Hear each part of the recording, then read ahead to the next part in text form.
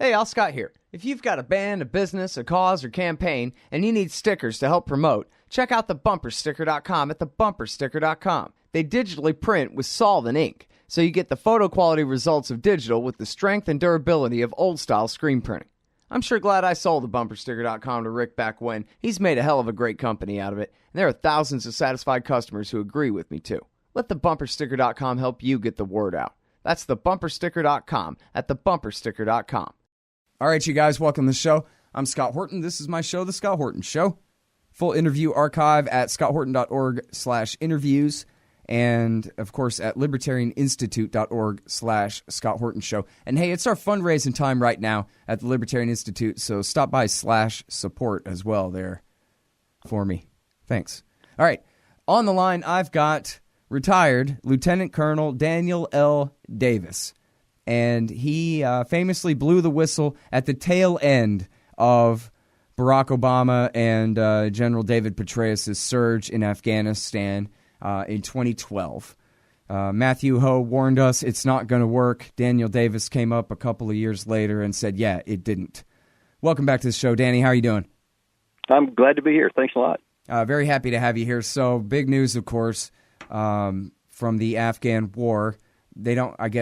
They're not saying the exact number, but all the trial balloons are that Mattis, Nicholson, and McMaster will be asking for between 3,000 and 5,000 troops. And in fact, the Army Times already reported they're sending 3,500 to Bagram a week before all this came out. So there you have it. They had already sent another 300 Marines down to the Helmand province, and they're escalating attacks and reducing the restrictions on the use of air power against supposed Islamic State targets in Nangarhar province in the east. And one more thing. They keep saying, Danny, and I think this will be my first question for you, the Russians are backing the Taliban. No wonder we've got such problems over there. Is that true? Well, everything is the Russians' fault. If you understand that going in, that it's cloudy here in Washington today, and that's clearly the Russians' fault. So, I think that's what we need to know. The Russians are probably engaged in there. They have their own geopolitical interest, and I think that they say that their activities and engagement is to try to, to bring peace and an end to the conflict or whatever among their groups or whatever. But then the other side is saying, no, actually, you're stirring up trouble and whatever. And who knows? Maybe the truth is somewhere in the middle. I'm not sure, but I kind of doubt it's not that. Surprising. I'm thinking the truth is probably way more toward the false side. Here's my problem with it, and I admit I haven't done all the research in the world. I guess I really need to catch up on this final point. But it started with basically rumors, right? They started saying, well, we're hearing things that perhaps the Russians are arming the Taliban. And it seemed at the time that they were just mad that the Russians were holding some peace talks and had invited the Taliban to them.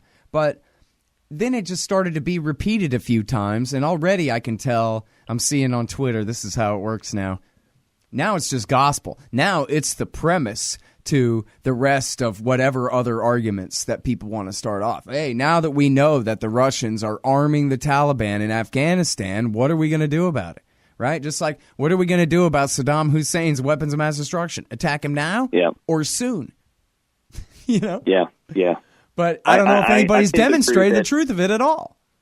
Yeah, because I obviously have no firsthand knowledge of that. All I know is, the things that I've read here and there, and it's clearly not something that's been, confirmed one way or the other. And I think you hit it square on the head that it just gets repeated so many times, and now all of a sudden, oh yeah, it is. And of course, the imagination runs wild that it must be big support and all this kind of thing, and that's the reason why. No, it's not. It's not the reason why they're surging. It's in my view, it's nothing but a big smokescreen to divert attention away from where it really lies, which is that our strategy is fatally flawed. Yeah, well, so let's talk about that. What's the strategy? That's one of my biggest concerns with this whole, mini surge that they're talking about here, is that there isn't one. We didn't have one before. That's clear enough. But now then, they're talking about nothing but tactical activity, tactical actions. Let's do more tactical stuff, but there's not even the pretense of explaining how does this accomplish American national security objectives. It's not. You could say if you're like a brigade commander or if you're a division commander, then you can direct tactical activity to try to attain your goals. But when you're at the national level, everything you do has to go back in one way or another to a strategic objective. It can't be tactical. And Scott, just consider this. In 2011-12, when I was there, we had, at the height in the 2011, when in the summer especially, we had over 100,000 American troops and 40,000 NATO, 140,000 on the ground there. And I traveled extensively at the tactical level to see. And we could not defeat the Taliban then. And there was vast tracts of the country that we didn't even have influence over, much less control of. And so how laughable is it that now then you're going to bump the number up to like 12 or 13,000, most of which won't be combat troops, and somehow that's going to make a difference over where we are now. And it's going to succeed where 100,000 didn't work. It is absurd on the face. Well, so here's the thing of it. They say, never even mind defeating the Taliban. Back then in 2009 and 2010, they said that the goal is not to defeat the Taliban. The goal is just to basically beat on them so bad for a year and a half that by July 2011, they will come and negotiate with us on our terms because they'll be so sick of getting hit all the time. And then, but exactly that never happened. So, and that's again the stated. That's what's been reported. That's why they're doing this, bumping up the tactical activity to bring the Taliban to the realization that they can only win on the negotiating table. And here's the thing. Look, the Taliban has to be just laughing out loud and just in disgust of like, how pathetic is that? When we couldn't do it, they didn't bow at 100,000. What in God's name makes anyone think that they're going to be scared and come to the negotiating table because of 13,000? You know what I mean? Yeah, absolutely. Well, so, and you're right that they're saying this. I'm trying to update the last chapter of my book here as it's going to, more or less going to print right at the end. And, I got all these quotes from Dunford, basically saying, yeah, exactly the same refrain again. Well, we have to outlast them. He said, actually, the quote was, if the Taliban thinks that we'll leave after 1 year, well, then they'll wait us out. But if not, then that's different. Right? But he didn't really say, if we make it clear that we are definitely staying for 50 years with 500,000 men and that none of them will ever be safe in their home villages ever again until they come on our terms. Something, at least as horrible as that would sound, that on the face of it, I guess, would at least make sense to a military man on tactical terms. That's what all the counterinsurgency guys say. You'd need at least 300,000 or 500,000 men to occupy Pashtunistan. But, yeah, with a few thousand waiting, we're not going to wait 1 year, but maybe 2 or maybe 3, but the Taliban are sure to give in before 3 years is up? Is that really his argument? Let's back up just a little bit more and back up at the higher level, because there's a fundamental question that's not even being asked, because the debate is, like we were talking about there with numbers and here, there, wait them out, wait them not. But here's the thing. What do we want to accomplish, even if we had 500,000? The stated aim has always been and remains, we have to prevent Afghanistan from being a staging area where insurgents can again, or terrorists can plot and attack the United States. Well, consider this. There was an article last week in the Daily Beast by Ali Soufan, former FBI agent, brilliant man. And he says, look, people are losing track of something here. He said on 9/11, there were probably several hundred members of Al-Qaeda. And he said today they have exploded worldwide. So he went through and ticked off where the major ones. He said there's like 7,000 in the Arabian Peninsula, Al-Qaeda in the Arabian Peninsula. There's up to 20,000 among the former al-Nusra and allied people there. And he gets, a number, several thousand in North Africa and Somalia, et cetera, and several others in various other countries. So the Taliban, or the threat that we claim happened because we didn't own the ground in Afghanistan, has now metastasized and exploded all over the world, i.e., it doesn't make any difference whatsoever if you own the territory in Afghanistan or not. Mm-hmm. The fact is, we don't and never have owned it anyway. Even with 100,000, it was impossible to prevent vast tracts of the country to be completely under their control. Mm-hmm. So you will not, I say again, you will not ever prevent Afghanistan from being a training ground for anything, but it's not even useful. Even if you did, if we garrisoned with 10,000 or 100,000, 15,000 troops, whatever, we would not accomplish that goal because they would just go elsewhere, as they are.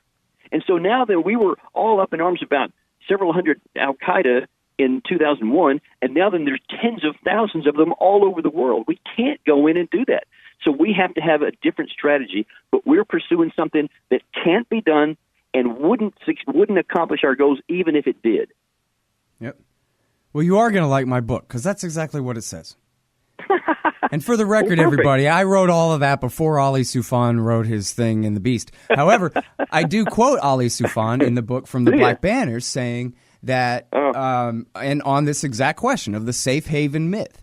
And I invoke a quote of him to prove my point when he says, once the few hundred al-Qaeda that were allowed to escape to Pakistan did, virtually all of them took off. Osama and Ayman al-Zawahiri, they stayed behind and hid, and a few, there were only like 180 or so, less than 200 that made it across the border there, and that weren't captured. And that most of them went back to Yemen, went back to Libya, went back to Egypt, went back to wherever they were from or wherever they could go, Central Asia, whatever it was, right away. So, the whole idea of the safe haven myth from the beginning, that if we don't hold this ground, they're going to come back from Pakistan. There wasn't even anybody left in Pakistan to come back. Even at that point, they had turned around and they had become, they had changed their jobs from operators to chief motivators, is what Soufan says, even in early 2002. And by the way, on September 11th, they didn't even have a single plane of their own. They had to steal all our planes to even have anything to crash into anything. So, and they did it. They waged that attack not from Afghanistan, but from Boston and from New Jersey. So, and training in places like Germany and Florida and elsewhere in the United States, the training and all that took place there. So, unless they're going to occupy, Germany and Florida and Maine, and ask Ali Soufan our strategy. Yeah, ask Ali Soufan all about the big meeting in Malaysia that the CIA didn't tell him about until the afternoon of September 11th. Yeah, well, that's pretty far from Afghanistan, isn't it? In fact, I'll go ahead and mention this just because I think it's hilarious. Lindsey Graham was on the Tucker program, and they got in a big argument, and Lindsey Graham got all flustered, and Tucker hadn't even brought up blowback or the occupation of anything causing terrorism or anything like that. It was Lindsey Graham's just guilty conscience exploding, I guess, and he says, well, look, we were attacked on September 11th, and we didn't have any troops in Afghanistan then, so don't tell me that that's why they attack us, because we have troops there. So now he's abandoned the safe haven myth, and now he's defending himself from the charge that actually keeping troops in these places makes matters worse, not better. But then the best he can do is resort to the straw man that anyone ever said it was the American occupation of Afghanistan that caused 9/11, when it was the occupation of Saudi, and it was a bunch of Saudis hiding in Afghanistan who were behind it, is all. And anybody could tell you that. But I just thought that was funny that he's actually getting pretty desperate there when he's abandoned the safe haven myth to kind of feeling like he's on the defensive from the blowback theory, that all of this makes matters worse, not better. Yep. So maybe we're making some progress.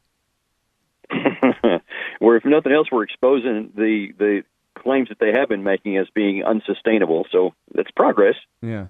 All right. So now 300 Marines holding on to Lashkar-Gah down there in the Helmand province, and I guess now we're going to have as many as, say, 15,000 or so, including the Mercs and the spies and special operations forces at the Bagram Air Base there. But then that's pretty much it, right? There's an article in the New York Times saying, man, the military is way distracted on this wrong target. And he doesn't say this, but it makes sense that as long as any local group of tribal Pashtun fighters are calling themselves the Islamic State, that the military is going to try to really exploit that and say, see, we got to attack them and we got to escalate and this and that. But this New York Times, or this writer, is a guy from Afghan Analysts, wrote this thing in the New York Times. He said, boy, are you guys diverted, because while you're bombing this tiny group of fighters in Nangarhar province calling themselves ISIS, the Taliban's taken over the rest of the country right under your nose. So I guess if I'm going to try to come up with a question here, Danny, it would be, do they really risk a fall of Saigon type moment and some kind of crazy final assault by the Taliban on the Bagram base?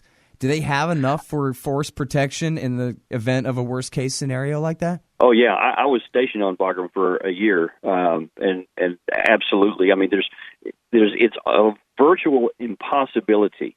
In fact, I would go as far as say it is an impossibility for them to ever take a military base.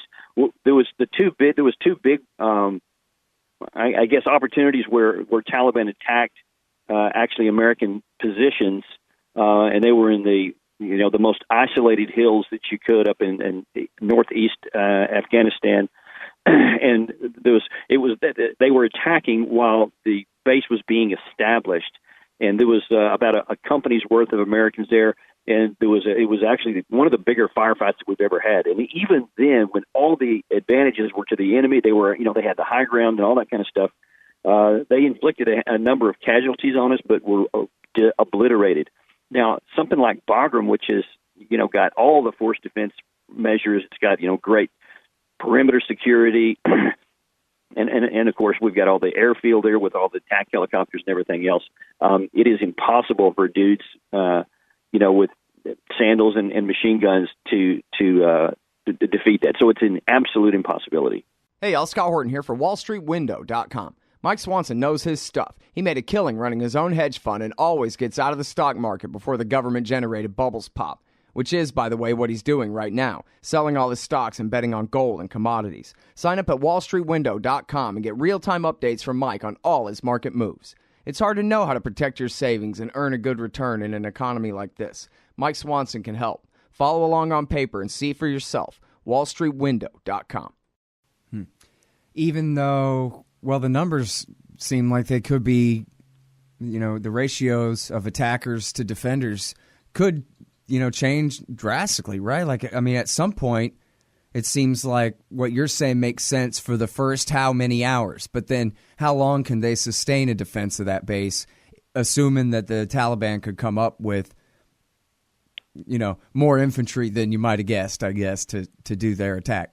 You would have to have somewhere along the lines of 30 or 40,000 Taliban, to even have a chance to have a periodic, for a temporary takeover of Bagram, because they just can't. I mean, literally, we have so many weapons that can just slaughter and obliterate, infantrymen, which is the same thing that happened in World War I, right? I mean, that's why there was such high casualties, because, the machine gun and all that stuff. Well, that would be coming into play again, because we have all the protection, we have the armored firepower. I mean, literally, all they could do was die in large numbers. They can't do it. Yeah. Oh, that's good. All right. Well, how about walking right into Kabul? The danger in Kabul. Now, I've had a chat with a friend of mine who's one of the in the upper house of the Afghan parliament, and I asked him that kind of offhandedly about 6 months ago, because I thought the answer was going to be, well, no, of course they can't. They couldn't actually take over Kabul. But he said for the first time in his life, he actually has some concerns that they might be able to, not because they could storm it, like in the way that I described, but because there could be enough insiders that would cooperate with them that the place could end up falling. And that's an actual danger. Right. Well, so that was what I was going to say. I keep ruining the book and telling everybody what's in it before it comes out, but I got a part in there about maybe Hekmatyar is a Trojan horse kind of game right now. The Hizb Islami group has already had guys in parliament for a while, but Hekmatyar And, on the face of it, it makes sense. Like, hey, here's a sometimes ally of the Taliban, old Mujahideen fighter, and we want to bring him in from the cold instead of fighting him anymore. But now the problem is they brought him in from the cold, so he's back in Afghanistan. And I read a thing that his first day, he's back in Kabul, and his first day back, he held a giant rally of thousands of people denouncing not just Ghani and Abdullah, the co-presidents, but the entire form of the so-called national unity government and all of that. And I think the deal, I don't know if this part of it actually was fulfilled yet or not, but the deal they agreed to was that he would be able to bring back all of his fighters from Pakistan. 20,000 fighters would be able to come back, and all of his guys who are in prison would be released from prison. And it seems like this guy could basically do a coup. He could take over. He could basically, it looks to me like maybe he's trying to race the Taliban and beat them to the punch and take over Kabul before they get there. I didn't hear that part of it.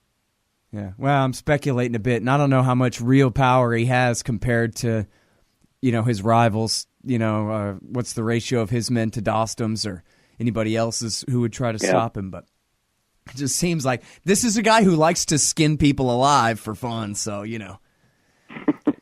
throw acid in the faces blood on of his hands young for women. sure. And interesting. It'll be interesting to see what happens with old Heckman show now. All right. So, now check this out. I don't know if you saw this, but, and I don't know how important it is, but it could be. In Breitbart News, Danny, they had a thing last night that said there's another option. That it's not just the surge option. There's another option, and it's called the less kinetic option, foreign internal defense. And this is the fourth choice that Obama had, really, the way too cold, where you don't even really escalate at all in troop numbers. You simply focus on training up the Afghan army, which, of course, that can't really work anyway. It doesn't seem like, but at least it seems to be based on the acknowledgement that there's no point in the Americans taking territory for the Afghan National Army that then they can't hold. This is what you wrote about back in 2012. Right. American soldiers dying to take I forgot the name of it, valley, the Marwani Valley, and then they give it over to the ANA, and then they turn and run. Right? So it makes no sense to take territory for the ANA. But it does make sense, I guess, that they should only be asked, not that they necessarily could, but they should only ever be asked to hold territory that they can actually take for themselves. I mean, never mind, it's all on America's dime and with American air support and coordination and whatever. But still, I wonder, though, what they're saying is that this is a fight in the White House, and that apparently it's Bannon and Miller, the civilian advisors, who are saying, don't listen to McMaster and Mattis and don't do this next surge. The quote was, we don't fight other people's wars for them. In other words, this is, never mind the safe haven myth, this is a local matter. So I wonder what you think of that. And I wonder whether you think that maybe anybody in the military community really at this point in halfway through 2017 is ready to go ahead and agree with that, at least the most minimalist type mission that they can come up with.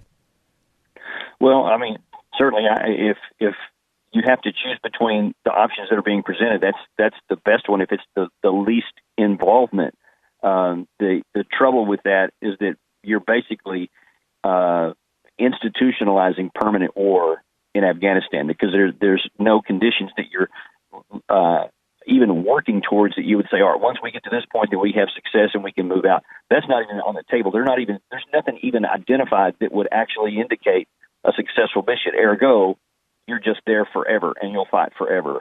And so I'm certainly against that. But somehow we're going to have to come up with some kind of justification that they have to tell the people, whatever choice they make, what the objectives are, what the national security threat to the United States, not to Afghanistan, not to Kabul, that they're sending American men and women to potentially bleed and die for Afghanistan. But it better be something for the United States. And if it's not, then we need to relook the whole thing. Of course we do. But that's what has to happen, and it hasn't happened in, 17 years, 15 years. Right. All right, now, so we're at the hard part, which is that you and I both know the answer is just quit. The thing is stupid, and maybe at some point they could have pretended and called it a victory and pulled out of there. Now they can only characterize it as a defeat. It's nothing but. And they can't possibly win. And staying 1 more year or 10 more years or 30 more years is just more of the same. And there is no point. And yet, we're right up at, can't you hear it right now? Lyndon Johnson in your ear go, I'm not going to be the first president to lose a war. And, this is how these people think. McMaster and Mattis, this is their war. This is their failure. Yeah. They've owned it for years now, for a decade. So for more, Mattis let Osama escape in the first place. So, what can be done when the only answer is just quit? Even the most, as you said, the most minimalist choice actually means you're dedicated to staying even longer, which that's how they put it in the Breitbart article too. So here's what I think you could do. I would not advocate for literally just waking up in the morning going, you know what? Yeah, I just bring everybody home, get the next flight out, and we'll just abandon them. Because we have perpetuated that, whether for right or wrong, we have enabled a lot of this stuff. But so here's what I would say. All right, we're going to leave, and we're going to do it on this timetable. We're going to give you, pick the number, 3, maybe 5 years, talking about the government in Kabul. You have that much time to get your house in order. We'll help you do a number of things here, but here's some benchmarks, even along the way during this 3 to 5 years, that you have to meet. And they're going to be firm, major corruption in fixing problems kind of thing. And if you don't meet these benchmarks, then we will leave and make it clear to them that this is no bluff, this is no threat, this is just a statement of policy, that if you accomplish these things on this time schedule, then we'll help you up through this point. And at that point, you're going to have to do it on your own because we literally cannot be there forever. Yeah. And then, and then we can help them in whatever diplomatic or even humanitarian ways we can. But there is a fixed time where we're going to leave. It's not conditions-based. It's like you have this much time to get your house in order, but we can no longer stay here. Right. Well, of course, the problem is, they can't even afford their civilian government, much less their military. None of this happens without the people of Texas going to work in the morning. Well, if it's money, we can, we being the West or whatever, can talk about continuing to support with economic, means or whatever. But it's going to have to be done by them, and that can focus and actually correct some of the infighting and some of the corruption, because they're not going to do it because it's the right thing. They're going to do it because they go, holy crap, if America leaves, then I could be killed. I could lose power. And so then they'll be forced to do it, or that's exactly what will happen. And if it does, then that's something that they have to deal with internally. Yeah. And I'm sorry, I know you got to go. Let me ask you one more thing. They say that there's a group of fighters in Nangarhar province who call themselves the Islamic State, and there's a few hundred of them, and something's got to be done about that, at least. Talk about the safe haven myth. Never mind Al-Qaeda and Zawahiri hiding out. What about the Islamic State in Nangarhar, Danny? Okay, I can strip that away in about 60 seconds. So I believe it was February, General Nicholson was on Capitol Hill in the House Armed Services Committee hearing, I believe it was, and he was making the case for, he needs more troops or whatever. In his presentation, he makes the point that, there are, I think it was 68 terror groups the United States has designated worldwide, and 20 of them are operating in Afghanistan. So, my God, we can't leave. No. Back up a little bit. Consider, before we went in there was one, Al-Qaeda, a few hundred. And now then, after 15 years, hundreds of thousands of Americans, 35,000 casualties we've suffered in killed and wounded, and now it's gone from 1 to 20. And so the whole myth just is exposed that the evidence is unmistakable and undeniable. All of your military activities have radically increased the terror threat, not reduced it. And so you cannot say the prescription that has caused this is we're going to actually do more of it to try to fix it. It's irrational, it's illogical, and we have to change. All right. Thank you very much, Danny. Sure appreciate it. My pleasure. All right, y'all. That is retired Lieutenant Colonel Daniel L. Davis. Back in 2012, he wrote an unclassified report to Congress called Dereliction of Duty 2. Senior military leaders' loss of integrity wounds Afghan war effort. And he also wrote Truth, Lies, and Afghanistan for the Armed Forces Journal back then. That's February 2012. And, of course, he's written a ton of things since then, mostly for the national interest. In fact, he wrote one for the Libertarian Institute as well. How do you like that? The great Daniel Davis. And that's the Scott Horton Show. I'm Scott Horton. Check out the archives at scotthorton.org. 4,000-something interviews, et cetera, like that. libertarianinstitute.org/Scott Horton Show and /donate, because it's fundraising time at the Libertarian Institute. So help support, would you? Yeah, you. And follow me on Twitter at Scott Horton Show. Thanks. You drink coffee, I drink coffee, just about everyone drinks coffee. So why bother with anything but the best? Darren's Coffee is roasted at his new shop in Claremont, Indiana. And coming soon, you can order on Amazon and support the show by using Scott Horton's affiliate link. DarrensCoffee.com. Because everyone deserves to drink great coffee. I love Bitcoin, but there's just something incredibly satisfying about having real, fine silver in your pocket. That's why commodity discs are so neat. They're 1-ounce rounds of fine silver with a QR code on the back. Just grab your smartphone's QR reader, scan the coin, and you'll instantly get the silver spot price in Federal Reserve notes and Bitcoin. And if you donate $100 to the Scott Horton Show, he'll send you one. Learn more at facebook.com/commoditydiscs. commoditydiscs.com.